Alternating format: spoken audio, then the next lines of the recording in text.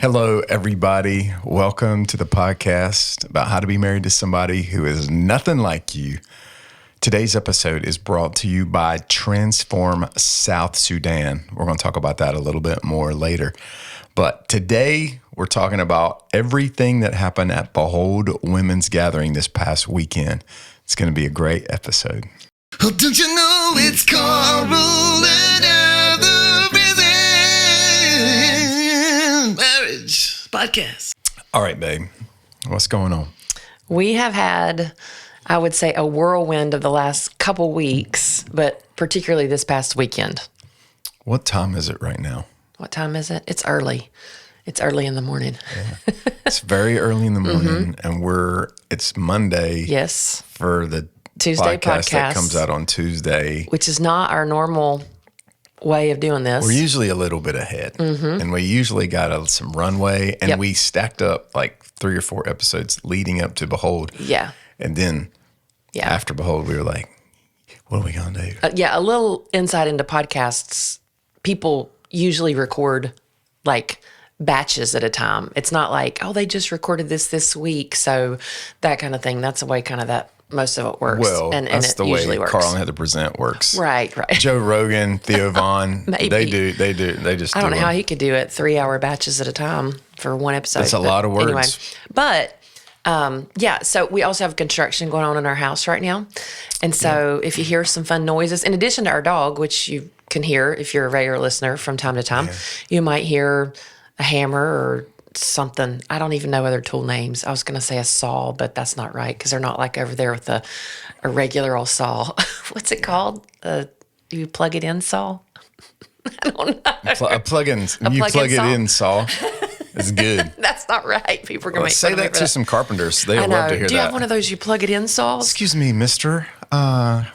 You plug it in saw. Can I borrow that? One of those things that makes lots of noise. Well, it was an incredibly big sports weekend we just had. So, yes. Was the Super Bowl. Super Bowl, I would say, in my opinion, was a bit of a sleeper. Like commercials. Snoozer. I found the halftime show, I was watching regular halftime show. I found it very interesting, particularly the way they figured out how to make those trees move on, or like bushes, Yeah. They were all people, live people that just stood there, which is so creative to say. And then I love to dance. So both of those things, we're going to need 1,000 trees. in and out within pretty quick. a minute or two. How do we do that? Well, let's just get them to be people so they can run on their own. And then someone said to their mom and dad, like, hey, I'm going to be in the Super Bowl halftime show. Make sure you watch. I'll try to. And then, which are one you? were you? You'll be like, we were watching it back, and you're like, it's that one. It's that one. That's fun. No, So, but commercials. snoozer of a Super Bowl. Commercials, Didn't love it. Felt bad for Drake May because I feel like that was a good storyline. It is a good storyline. The Pats just got smothered by the Seattle defense. But Saturday was an excellent and epic sports day for us. Maybe 10 times better than any Super Bowl I've ever seen. Perhaps.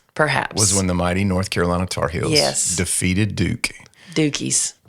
Oh my gosh. Blue In Devils. an epic game, Duke had led the entire game. Yes. And the only Yes. time that Carolina led was when Seth Trimble shot a three-pointer to put them up by 3 with 0.4 seconds to go. Yeah. There's nothing you can do. The Heels win at home. Iconic victory. It will be remembered for a very long time. Go Heels. Go Heels. Always and forever. All the way. Yeah. It was amazing. It was amazing. So it was a cap on what was an absolutely beautiful day for us. Absolutely. So Behold Women's Gathering was Saturday, February 7th. Yep. Absolutely. I have seen you work all year to get Behold together. I mean, you and a bunch of other people with you. Yep. It's not just you. It's not. It's a whole team of people. Yep. But when you have something like that, and 95% of the people just see it as a day, and it starts and it ends, and it's 9 to 3, and it's over quick. Yeah. I look at it from a different lens, and I've seen you praying about it. I've seen you expectant about it, and it was an absolutely amazing day. But I just want to talk with you through what was it like. So going into the conference, Behold 2026, this is technically the fourth time it's happened. But what were you praying for this year that God would do through the event? Yeah. So this year, we were particularly praying for women. I'd say two specific prayers. First of all, women who didn't know the Lord or who were far from God. Maybe they're showing up because it's just a women's event, and that sounds fun. And there's a fancy lunch and flowers, and it's going to be pretty, and it's just an escape for the day. Yeah. And so just a restful, fun day with some girlfriends. Women who were coming, and that was kind of their mindset of like, I don't really know or have a relationship with God, or it's been a long time since I've connected with the Lord, that they would be able to connect with the Lord. Obviously, we knew there would be women there who were coming in discouraged and heavy-hearted and just needed refreshed, and we certainly wanted that, but specifically for the women who were far from God or didn't know God. The second prayer, and this was when we started 4 years ago, we put this sticky note up on a wall in our kitchen. And we just said, okay, we want Jesus at the center. And then what are some arms of this? What's it going to look like? And we were like, we want it to be beautiful. We want to have spirit-filled worship. But one of the things we said is that we don't want it to be one church, little c. We want it to be the church, big C. And so we were praying. And what I mean by that is like sometimes churches do events and everybody from their church comes. But you don't go to that event because you don't go to that church. That's not my church. But we love the church, big C, at all churches. And so this is the first year that we had a lot of different churches coming in.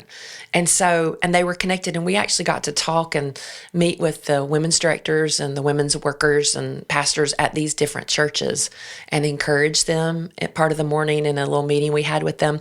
And it was so cool because it was almost like that vision from 4 years ago or over 4 years ago was coming to fruition because we saw the church. And one of the girls who was leading our prayer team said, I felt today that this was a little bit like heaven. This is what heaven feels like.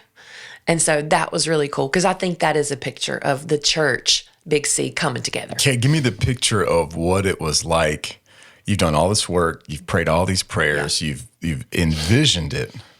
And then give me the picture of what it was like walking into the room on Saturday and seeing like, okay, it's kind of like a wedding day. You think and you plan and you pray and you fix every detail and make it. And then like once it starts, it's on. What was that picture like? I mean, it was overwhelming. Emotionally, it was very emotional. I'm not by nature typically as emotive, I don't think.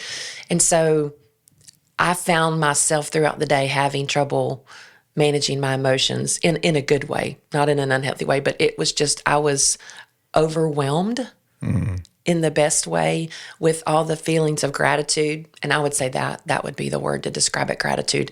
Because here's what I got to see. Like you said, it was not just everybody showed up Saturday morning, threw out some coffee and treats and lunch and that kind of thing. I mean, this was a year of work and planning.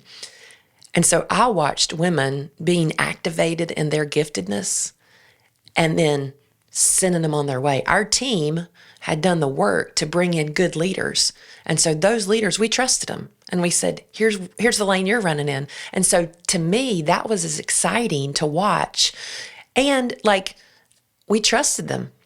A good leader trusts people that they're working with. And so if you need to have your hand in everything, that's not good. And so this is the first year I think that we felt like we've got people running in their lanes. It feels really healthy. And these people, we had an excellent team, excellent leaders all around us. Our core team had excellent leaders around us to support us and to run in their lanes and their giftedness. So what was the moment, maybe one, I know there were many, but the moment during Behold this year where you kind of personally felt the weight and the beauty or the wonder of God, and you were like, this is a sacred thing. So I was backstage. And sometimes when I say backstage, it's more like a green room. And so there's a TV camera or TV there where you can see everything, a live feed.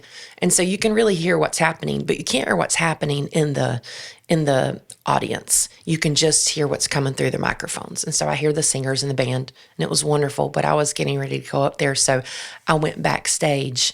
And when I went actually backstage to the side where I could hear all the women singing, it was during worship.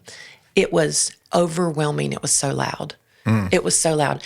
And one of the lyrics in the songs that the worship leader, Aaliyah, had picked out to sing, one of the lyrics says, "This is what heaven looks like. This is what heaven feels like. We praise you. We praise you." And I was undone. Yeah. And I felt like, yeah, this is it. This is what the church coming together to worship Jesus, this is a picture of heaven. And so that was just one of the small moments that that I saw throughout the day. What's a story that you will want to remember, like from the day? It's wild when you see all these people, and some of them you know, and some of them you're like, I'm familiar with you, I recognize you, but then they're all together in one place, and like we don't go to church with all these people, but like we have some sort of connection to them, and that. They all have these stories. What's one that like you want to remember? Well, there's a quick one I'll share, and then there's one from our friend that I want you to share because I think she spoke to you that you can share. But we have merch sales, and I've never seen this before, but it popped up for the first time. You can comment from Square, the app that we use for merch sales. You can comment on your experience in your purchase. So somebody made a comment when they had purchased a sweatshirt or a tote bag or whatever, and their comment said, I was nervous about coming to this event alone, but I felt so seen and loved. Thank you for doing this. Oh, wow. And I don't know who it is. And one of the things we were intentional about this year was saying, let's look for the woman who's here alone. And so let's find her. Even at lunch, we said, hey, if you came here solo, we want to eat lunch with you. We had a person, Jackie, who sat with anybody who came by themselves so that they could feel a part. That is a cool story. Yeah. I didn't know that. Yeah. She made that comment on her sweatshirt purchase. Yeah, right. That is cool. How much did she spend? I don't know. But here's what that does is every person, whether you were checking on the toilets in the bathroom or whether you were checking in on you were doing merch sales, whether you were sweeping up, every person was aware, and every person was aware by saying, hey, who's by themselves? I'm going to look out for them. So yeah, that was a story that was really special. But you have a story that that our friend shared with you. So we have a friend we used to go to church with, and she lost her daughter to suicide a year ago. And she told me that the day before she lost her daughter, that the Lord took her to John 15. The day before. Yeah. And she said, John 15 was just about abiding in Jesus. And she had taken that and just took it to heart, posted something about it on social media. And then she said, and the very next day, my world turned upside down. But then the following year, that whole year, the Lord just kept saying, I took you to John 15 because I need you to abide in me. I need you to abide in me. And what an unimaginable year she had, ups and downs, just fighting, clawing, trying to scratch her way through the loss of a child, an adult child. And she told me the story of coming to behold. She said, this morning I woke up and I didn't have time. I rushed out the door with one of my other daughters. We were coming to behold, and I just grabbed my Bible and my devotional on the way out the door, but I hadn't had time to read it yet this morning. And so we were in the car, and I asked my daughter just to read today's devotional while we're on the way to behold. And it was John 15. Abide in me. Trust me. And she said, I felt so blessed that the Lord took me to that place this morning on the way to this conference. And then she said, And then you guys sang a song called Abide. Right. Teach me to abide. And she was like, I was looking at my daughter like, oh my gosh, Yeah. what is happening? And then Glenna Marshall, Yes. who was our speaker for that session, preached from John 15, abide. And this lady was just like, I can't believe it, how beautifully God has just entrusted this season to me, but like he is trying to say, I'll never leave you, forsake you. I'm with you. And not a couple of weeks ago, God was saying to me in my own life, don't be surprised at how granular and specific and clear I am when I care for you. Sometimes it feels like he's shrouded and we're trying to see our way clear of seasons like, why do things like this happen? And then there are these other glimpses and whispers where he's very clear. He's very granular. It's like, I've even described it as like on a cellular level, he is speaking to us and knitting us together, weaving us together. Called that lady's name and her husband and her other children out in prayer many, many times. Yes. And then there was another way of the Lord answering my prayers by her just sharing this testimony of like, oh my gosh, it was this point and then that point and then this point. And all along the way, God was saying, I'm with you. Yeah. Yeah. It was beautiful. Beautiful. And you were there because you led the band. I did We lead should the say band. that because you're like, people might be like, what in the world were you doing a women's conference? Yes. We had female worship leaders. And then you just had some friends of yours. All male. my dude Your dudes friends for the band Yeah. in the background. In the background. All dressed in black. Yeah, show black is what we call it, you know. And our boys were there. And the rest of our core team, Eileen and April and Jackie Before and you Ashley, go into that, tell the story about the boys before you went out to speak. Yeah. So our youngest son had a basketball championship game that happened to be moved because we've had bad weather in Nashville over the last few weeks. And so they shifted it to where it was the week of Behold was the tournament. Played Tuesday, Thursday, Saturday. You win Tuesday, go to Thursday, Saturday. They made it to the championship game Saturday afternoon during Behold, of course. So we had said, hey, you can't go. And then we had thought about it, and they were like, he's a center. He's the tallest kid on the team. They needed him. And so they said, some parents said, what if we pick him up? So we had some friends say, yeah, we'll pick him up. You think people judged us for not going to the big game? Surely they did. I wonder what things did they say. And I was judging myself or just sad. I was just sad. You know, it was like, I want to be there to support him. He was kind of battling a cold, so he was already a little bit down. I thought we were going to cancel Behold, but I was surprised you didn't do that. So they picked him up. He left, and I was going to speak that afternoon. So essentially, he left, and I was backstage getting ready to speak. And I was just wrestling with this. Like, I'm out here speaking to these women, but my kid is somewhere else. I mean, I just had this like quick little wrestling in my heart. Mom guilt. That's what guilt. they call it. Yep. And Oak and Abe, Ezra was working somewhere else, and Oak and Abe were back there with me, and they came around me and prayed for me before I went out on stage. And I walked out there, and I don't normally do this because I have like, you know, I've planned what I'm going to say and all that, but I felt like the Spirit of God said, because our theme was the garden throughout the day, and the Spirit of God kind of whispered to my heart, hey, here's that fruit.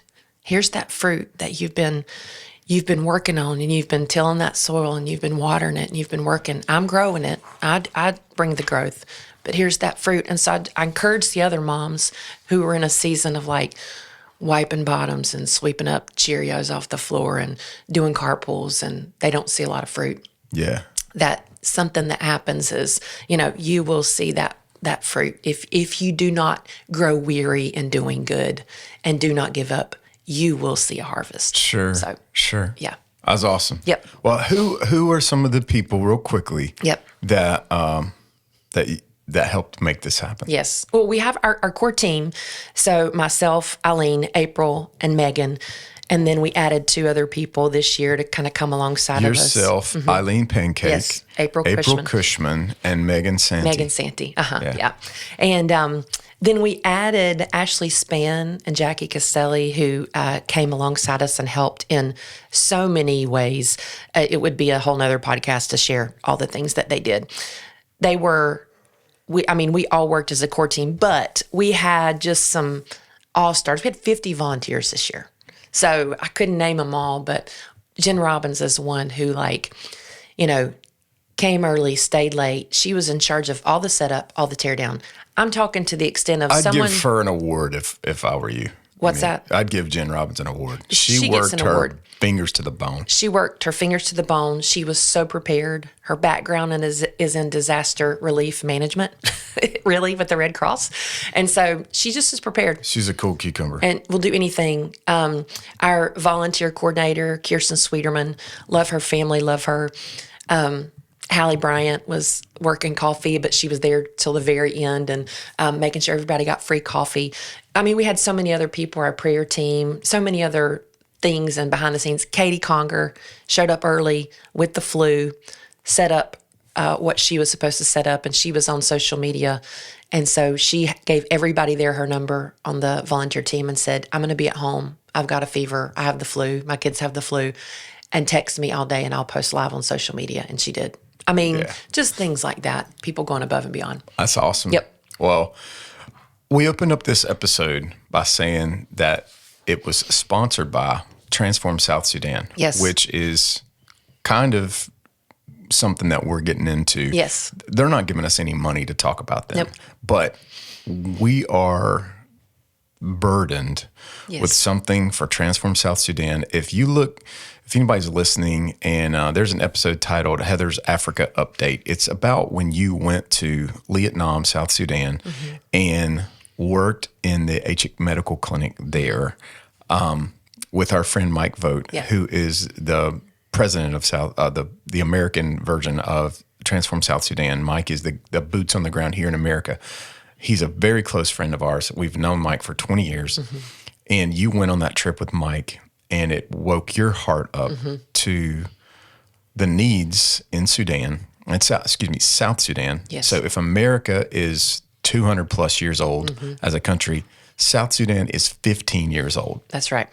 And Teenager. It acts like it's 15 years old. It's got a lot of problems. Yeah, they're figuring it out. And so much so that South Sudan is, by every measurable metric, the worst country in the world to live in. Yes, the poorest. Yeah, you wouldn't pick to live there. Healthcare is the worst in the world.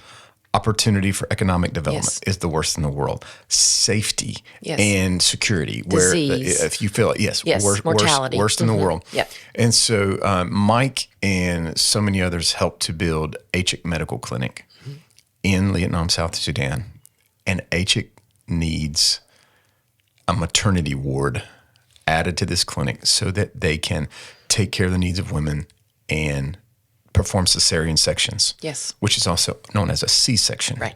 I'm impressed you knew that. Thank you. Cesarean. They need to have a place that you can safely, cleanly perform a C-section. And you and me have been burdened to help build this thing. How much is it going to cost? It's going to be $85,000. All right. And how much of that are you going to give? I mean, I feel like the Lord is going to funnel $85,000 through Behold Ministries and Carl and Heather Present this year. That's what we're talking about. Yep. And so I won't say we're going to give all of it. He's going to provide all of it. We want to be the catalyst to help build this maternity ward at this hospital. This year. Because you and I mean, you run a women's conference. That's awesome.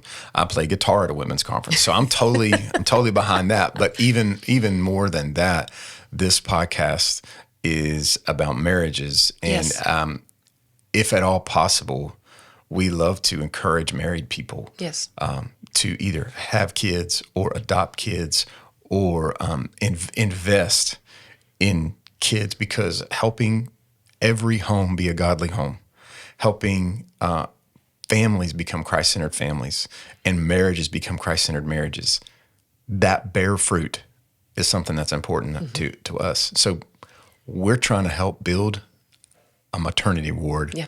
It's going to be called the Carl and Heather Present Podcast Maternity Ward. Behold, Women's Gathering Maternity. / Really long. Yes. Fun run race for the cure. No. I don't need, it doesn't have to have a name. No. But it does need to be opened. And we don't get anything for doing this. We're not talking about it. You know, and just, I was thinking about this too, you know, like we had this conference and like breaking even is the goal. Yeah. Skin of our teeth. Yeah. Let's hope it happened. Yeah. It might cost us a little bit. Yeah. So worth it. Yes. And so we're not getting anything for talking about Transform South Sudan. We do feel burdened to raise $85K. Yeah. But we get to, I will say this, like, we get a lot out of this. We get to say, we help motherhood. We don't need to help people be better moms in South Sudan. They're great moms. We need to give them a chance to survive. Yeah. And thrive. And Yeah. so that's what we're doing. So we get to come alongside of what the Lord's doing and be invited into his work, which is a great work that we could never do on our own. And so that's why we're inviting everybody else in. So we're talking about this for until the job is done. Yes.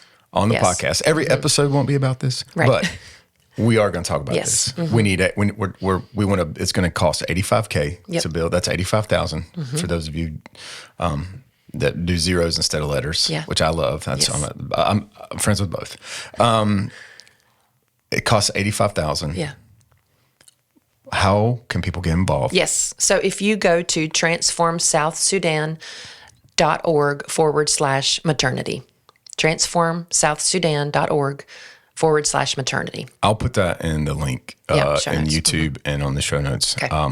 transformsouthsudan.org/maternity. That's right. That's right. Well, I wanted to say as we close how proud I am of you for all the things that you did. You are incredible on a platform. You are very gifted as a communicator. And beyond that, though, I saw you be a humble leader every step of the way. Like I said before, like the lead up to an event like that is really that's what the work is. The day of, it's like, if you're not ready, well, it's too late. Right. But the lead up is what mattered so much. And as your husband, as your partner, as somebody who's walking beside you, I'm just so proud of you and honored just to see you thrive and flourish. And I want you to keep going. I don't ever want you to be discouraged in doing this work. It will not be easy and it will not be without resistance. But on a recorded podcast, I am telling you, if you need to play this over at some point in the future, it was impressive and amazing. And I'm grateful, not only because you're good at stuff, but you're an awesome wife. You're an awesome mom. And I do tend to idealize you. But I mean, if that's one of my big problems, then I'm fine with it. I want to encourage you. You did awesome. I'm proud of you. Praise the Lord. Thank you. Thank you. We always pray for marriages. Hey, I'm going to put a plug in before you do this. If you could not attend Behold this year, you can register now. All right, let's go. BeholdGathering.com. It is 2627 next year, February 6th, 2027. Easy to remember, 2627. If you listen to this podcast and you're like, man, I wish I could have been there, you can be there next year. You can be there. Go ahead and get your ticket, though. 2627. Yep. Let's go. Okay. All Anyway, right. back to prayer. We always pray for marriages. You can reach us on social media. I'm Carl Carty on Instagram. Heather is heather.carty on Instagram. You can email us hi@carlandheather.com. That's the website. Please let us pray with you. Let us pray for you. We want to take care of you. Yes. And there's no better way to walk beside people than to walk with them in prayer. And wherever you are along the spectrum, if your marriage is thriving or if you're struggling, everything belongs, and we want to help you, and we want to pray with you. So we love you. Thanks for listening. Yep. Together on purpose. Together on purpose.